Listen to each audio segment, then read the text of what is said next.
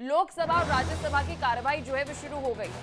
NEET के मुद्दे पर सदन में जोरदार हंगामा हुआ था और ये बड़ी अपडेट आपको बता रहे हैं। हंगामे के चलते दोनों सदनों की कार्यवाही जो है वो स्थगित हो गई थी। लेकिन अब खबर पर बड़ी डेवलपमेंट ये है कि लोकसभा और राज्यसभा की कार्यवाही शुरू हो चुकी है। नीट के मुद्दे पर अगर हम बात करें तो विपक्ष इस वक्त सदन में भी हमलावर सत्ता पक्ष पर नजर आ रहा है और ये तस्वीरें आपको लोकसभा और राज्यसभा से दिखा रहे हैं। विधि কর্তৃত্ব প্রতিষ্ঠিত ভারতের সংবিধানের প্রতি আমার সত্যিকারের বিশ্বাস ও সংবিধানের প্রতি আমার সুপ্ত আনুগত্য থাকবে। पहली बार हमने उड़ीसा में स्पष्ट बहुमत के साथ अपनी सरकार बनाई और हमारे विरोधी शायद भूल ही गए कि श्री नवीन पटनायक जी से पहले वहां कभी कांग्रेस का मुख्यमंत्री हुआ करता था। अंतिम मुख्यमंत्री गिरधर गोमांग जी थे जो कांग्रेस के थे और ऐसा प्रतीत होता है कि उनको अब वो विषय विस्मृत हो गया है, यानी उन्होंने मान लिया कि वो उड़ीसा में अब सत्ता की लड़ाई में ही नहीं है। दूसरा विषय इस चुनावों के संदर्भ में दक्षिण भारत का विषय आया था। महोदय, मैं बताना चाहता हूं कि हमारे विरोधी और विशेषकर कांग्रेस पार्टी इस विषय को बहुत उठाते थे कि दक्षिण भारत में उनका बहुत प्रभाव है।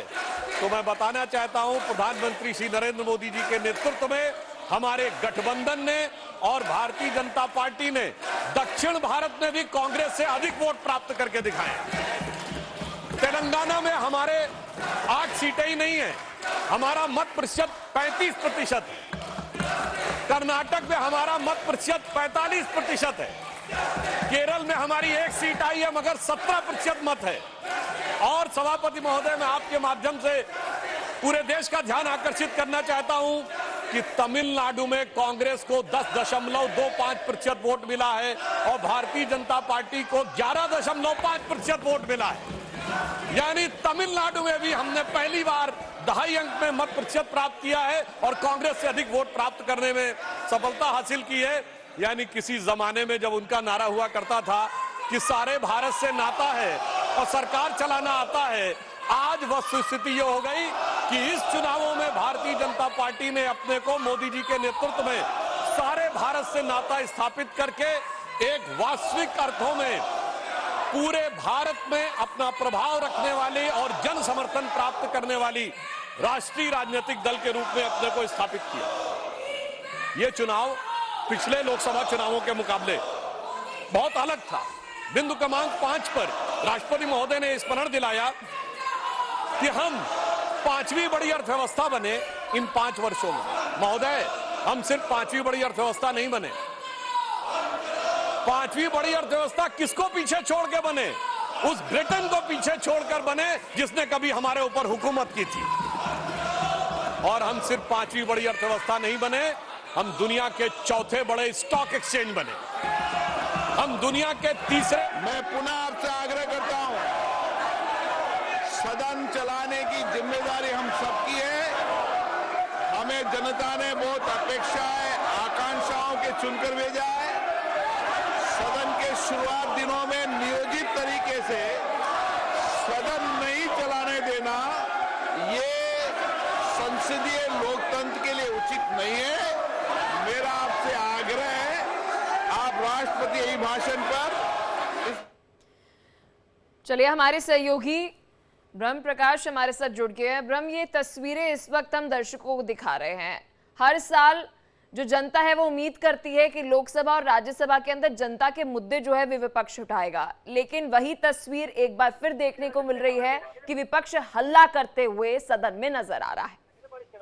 बिल्कुल बिल्कुल, देखिए, जिस तरह का अंदेशा था दोनों संसद के दोनों ही सदनों में उसी तरह से हुआ।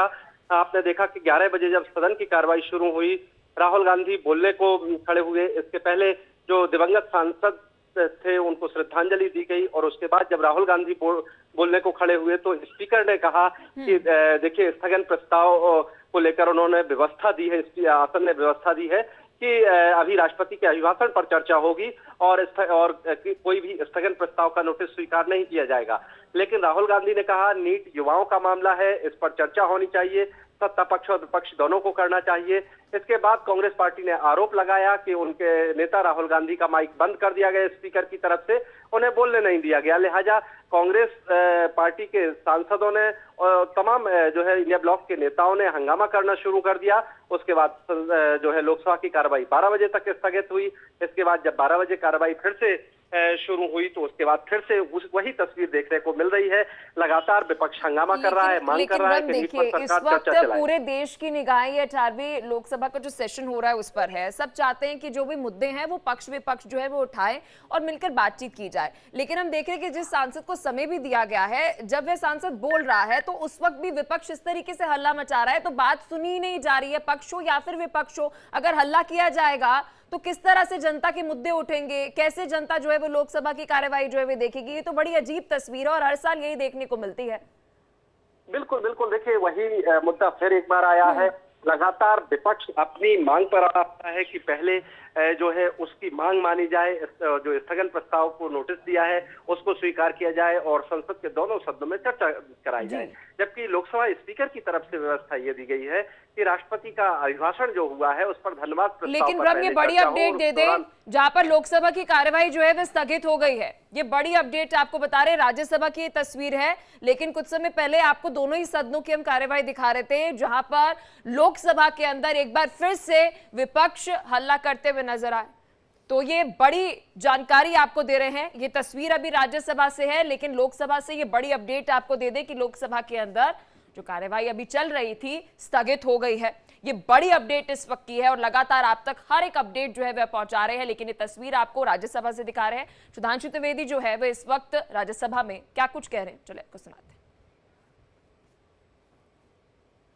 वो 3rd डिवीजन पास हुए, एक लड़का, और एक 1st डिवीजन पास हुआ। 1st डिवीजन वाला मेरिट एक्सपेक्ट कर रहा था, तो 1st डिवीजन वाले क्या खुशी नहीं थी, तो दूसरे ने पूछा भाई तुम 3rd डिवीजन पास हुए हो तो